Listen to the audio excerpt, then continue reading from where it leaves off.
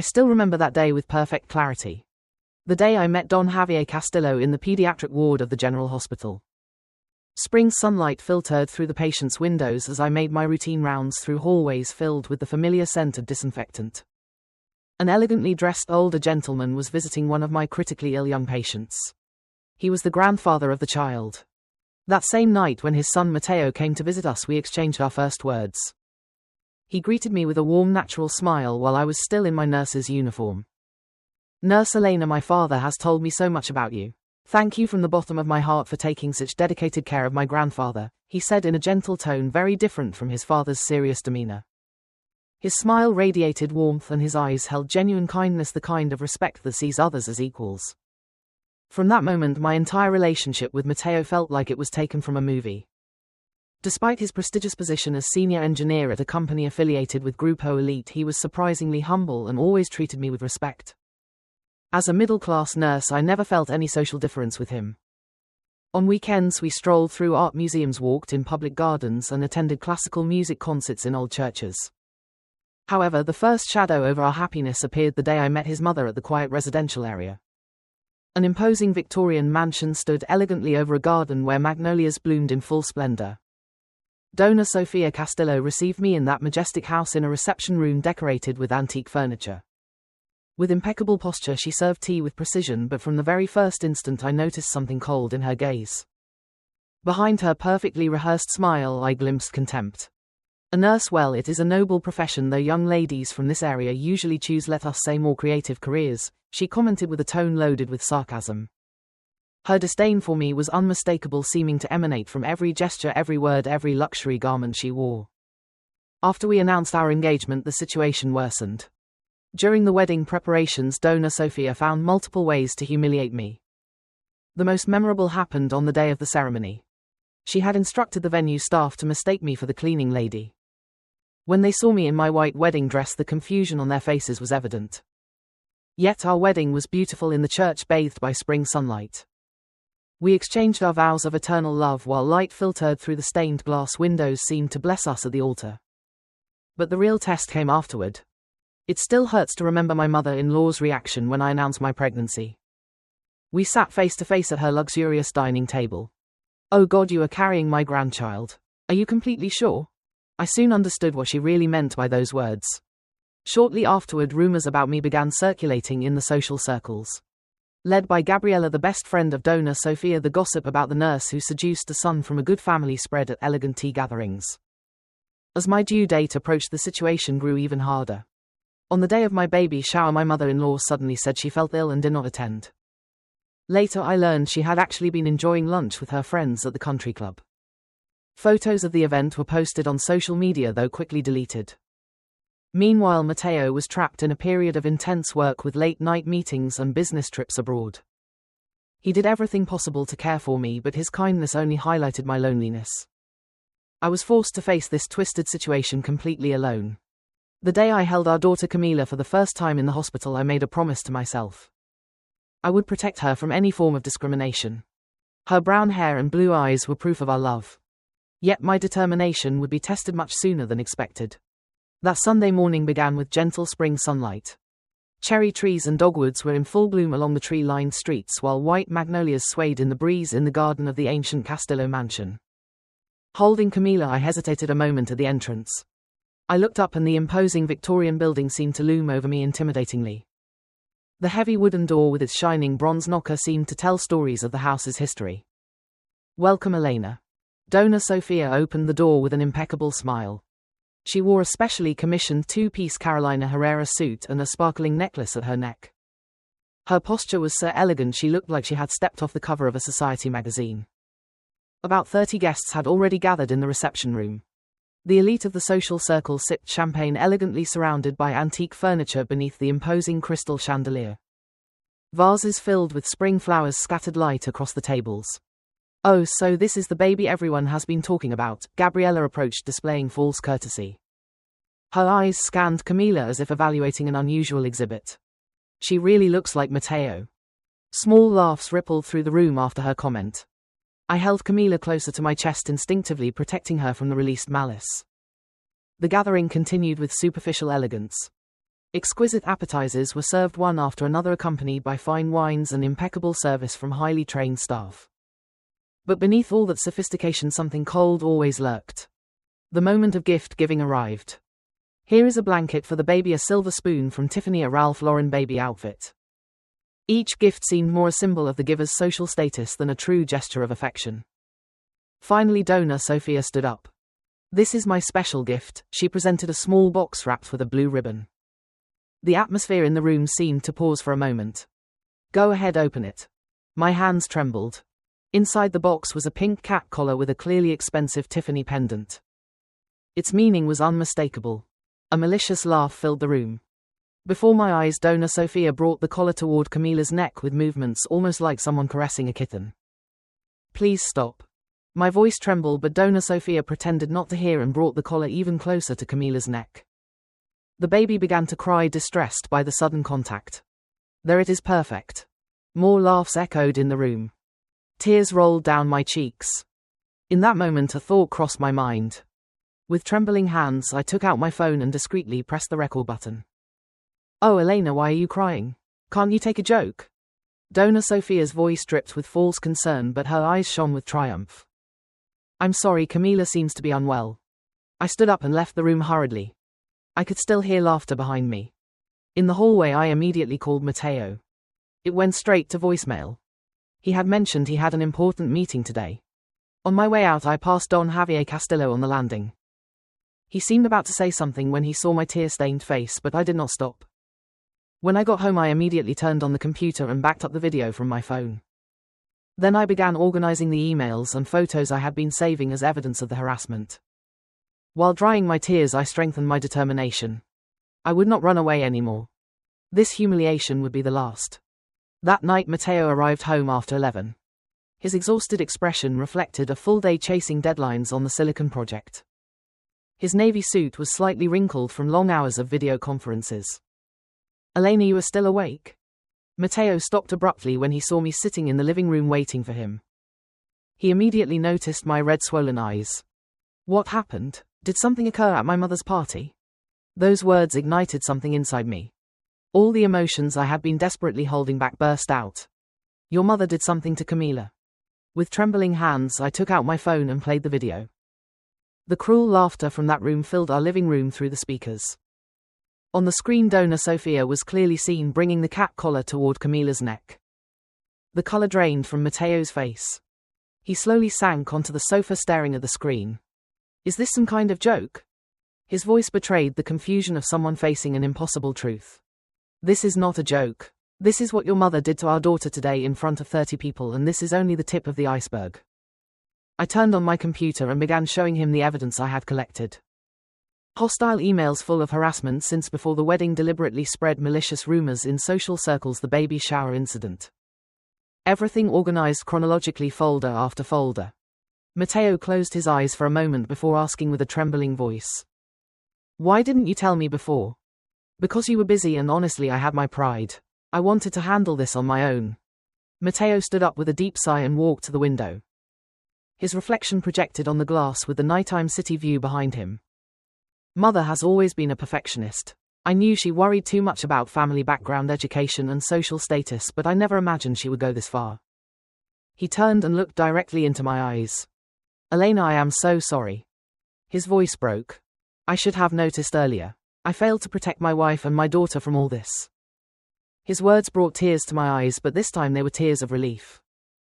"But that is enough. I cannot stay silent anymore. That collar was the final insult." Matteo nodded slowly. "Tomorrow we will go see my father. Do you think he will make the right decision?" That night we talked at length beside Camila's crib while she slept. We planned our next steps, and every time we heard the baby's peaceful breathing, our determination renewed. The next morning, on the way to Don Javier Castillo's law office, Matteo spoke in a low voice. "Mother has to change. If she does not, then we will have to change the meaning of family." The morning sun reflected intensely on the skyscrapers of the financial district. Don Javier's office was on the top floor. In the reception area, rich with the aroma of leather, the secretary announced our arrival. He was expecting us. Don Javier Castillo received us in his spacious office surrounded by large windows. He wore a navy Brooks Brothers suit, and his expression suggested he already suspected something. I heard about yesterday's incident. The news had reached him through Gabriella's daughter, who was deeply ashamed of her mother's behavior. In fact, Don Javier had already begun taking measures even before we showed him. However, he did not seem to have anticipated the full magnitude. His expression grew increasingly serious as he watched the video. This is psychological abuse against a 2-month-old baby, nothing less. He sighed deeply and opened a drawer in his desk, taking out a photograph. In the image, a younger Sofia was visible. She has always had this tendency to demand perfection, but that also reflects her own insecurities. I heard her mother was the same.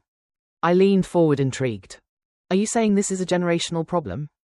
Yes, the distorted values of high society have been passed down through generations, but that is no justification. On the contrary, we must break this cycle now. Don Javier stood up and looked out the window toward the Boston urban landscape, then declared his decision with firmness.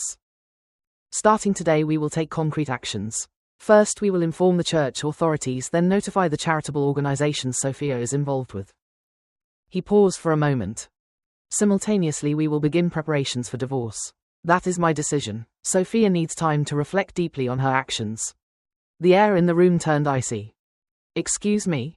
I could not hide my surprise. I had not expected things to reach this level. Elena, do not worry. This is between Sofia and me, Don Javier said calmly. It is also my responsibility. I pretended not to notice what was happening for too long. His voice left no room for doubt. He had decided. But before proceeding, there is something we must do first. He convened an emergency family meeting. Sofia needed to understand the gravity of her actions.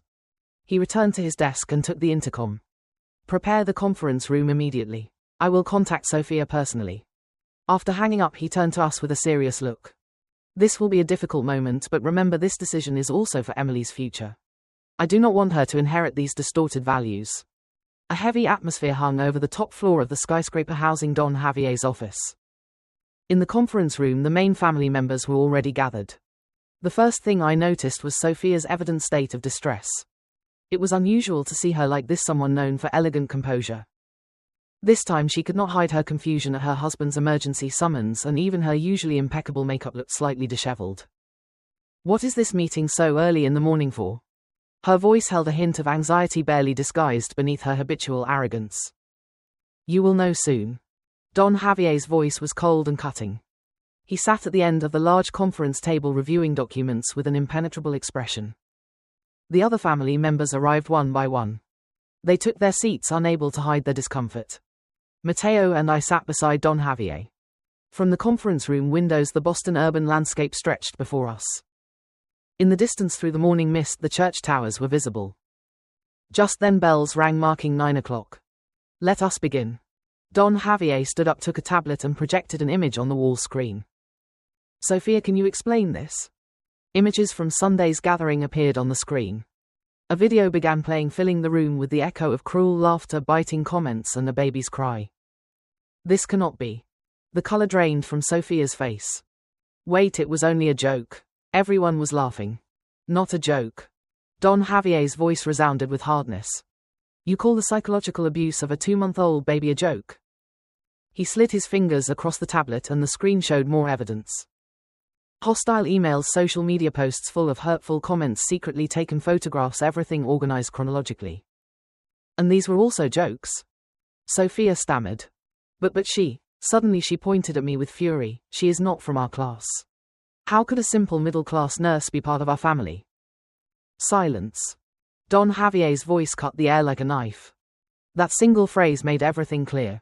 Her discrimination ran deep. Don Javier took some documents from his portfolio and slid them across the table. This is a request for divorce mediation. I have already consulted with lawyers. Sofia's voice trembled. These are copies of reports submitted to the board. More documents appeared on the table. Notification of mandatory resignation from the presidency of the Boston Ladies Charity Foundation, removal from her position on the board of the St. Thomas Church. Wait, Sofia shouted, completely beside herself.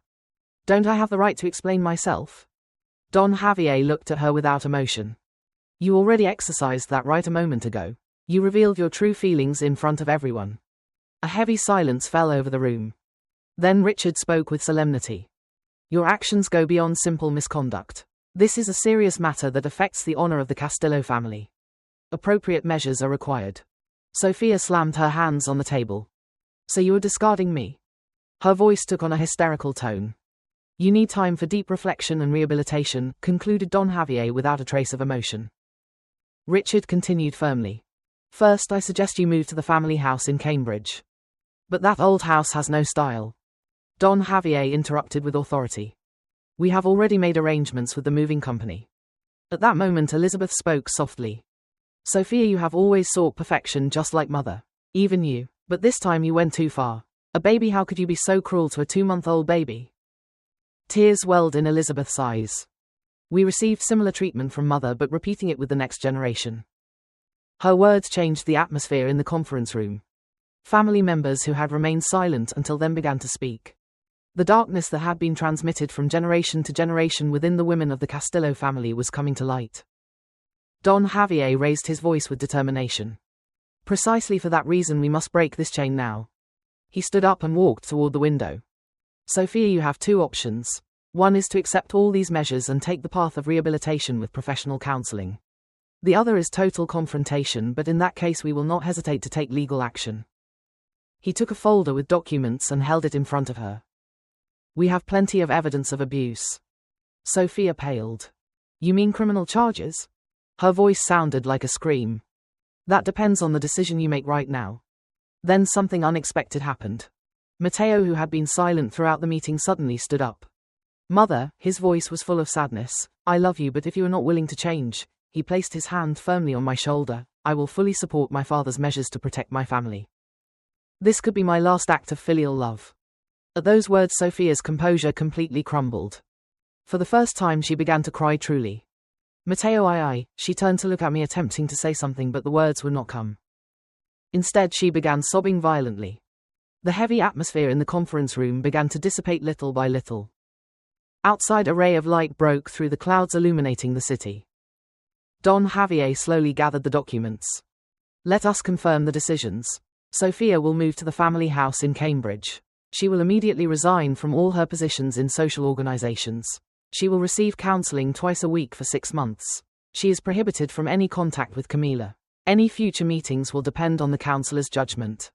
He looked at those present. Any objections? No one said anything. Everyone nodded in silence, each lost in their own thoughts. After the meeting I found myself alone with Don Javier in the hallway. Aren't these measures too severe? Don Javier gave me a slight smile. Sometimes we must hurt those we love to save them. That is what a true family means. I nodded deeply at his words. Outside, the spring sunlight embraced the city, announcing the beginning of a new stage.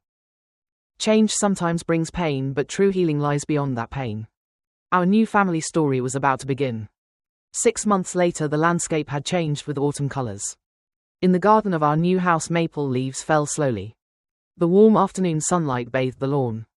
Camila, now 8 months old, lay on a baby blanket in the garden, stretching her little hands to reach the colored leaves. The leaves fell gently around her while Camila smiled with innocence. Her brown hair had grown a little longer and her blue eyes shone full of curiosity. Seeing her smile made everything worth it. I heard Mateo's voice behind me and turned to see him. Lately he had been working from home more frequently. Even after his promotion as new project leader, he chose to prioritize time with his family. How was the counselor's report today? Mateo let out a deep sigh. Mother is changing little by little, especially because she is finally starting to face the real causes of her behavior. Sophia had been living quietly in the family house in Cambridge. The twice-weekly counseling sessions seemed to have become an important turning point for her. Last week I received a letter from Mother. Mateo took an envelope from his pocket. It was expensive paper, and her neat, elegant handwriting formed words I did not expect to read. For years I avoided facing the darkness inside me. Unconsciously I accepted the values inherited from my mother as absolute without being able to recognize their distortion. The letter contained her first sincere confessions. Thanks to counseling I am beginning to understand how cruel and inhumane my actions were, particularly my behavior toward an innocent baby. That can never be forgiven. I closed my eyes involuntarily. The memory of that day still returned from time to time. Elena, I want to offer you my most sincere apologies for everything I did to you and to. I could not read further. Tears began to run down my cheeks. Mother is not asking for forgiveness, Mateo said softly. I think she just needed to acknowledge her mistakes and put them into words. Just at that moment we heard a car approaching from the other side of the garden. Don Javier Castillo entered the garden in his usual navy suit. Lately he came to visit every weekend, enjoying every moment with his granddaughter. "Ah, what beautiful weather today." He approached Camila with a wide smile. His usually serious expression always softened completely when he was with his granddaughter. Seeing this child's smile reminds me of what really matters in life. Don Javier had been saying things like that more frequently lately. The divorce mediation had already concluded and he was beginning a new chapter in his life. He turned to us with a thoughtful air. "I heard from Elizabeth the other day. Elizabeth, Sophia's sister, now worked as a psychological counselor in the suburbs. She says Sophia's changes are definitely progressing. In particular, she has started to deeply understand the inherited trauma from her mother and how it impacted the next generation." Mateo and I exchanged glances upon hearing that. "Actually, I have something more to report," said Don Javier, taking a photograph from the pocket of his jacket. In the image, a young Sophia held baby Mateo in her arms. She often looks at this photo during counseling sessions. It seems she uses it to remember her pure love as a mother. The soft afternoon light illuminated the photograph. "The doctor says we could lift the visitation restriction soon." I felt my heart beat faster upon hearing those words. However, Don Javier chose his next phrases carefully. "Elena's wishes have the highest priority. There will be no pressure." I watched Camila play on the lawn. She picked up fallen leaves and examined them with bright eyes as if each one held a special secret. "Let me think about it." Just then Camila turned toward us and gave us a radiant smile. Faced with that innocent expression, I made my decision. I think someday Camila will need her grandmother. Mateo wrapped his arms gently around my shoulders. "There is no rush." "Exactly," said Don Javier kindly, "little by little at your own pace. That is the best medicine." A light breeze swept through the garden, moving the dry leaves. Under the warm afternoon light, the red maple leaves danced in the air as if they were a blessing. Our new family story had only just begun. Surely many trials still awaited us, but we no longer felt fear. We had learned that true strength does not lie in seeking perfection, but in accepting imperfection, learning from it, and growing together. Camila picked up another fallen leaf. Her small face, illuminated by the setting sun, shone with the purity of an angel. Hope is always found in the simplest moments. We carried that truth engraved in our hearts. Thank you for listening to today's story. Don't forget to like, share, and subscribe to support the channel. See you in the next story.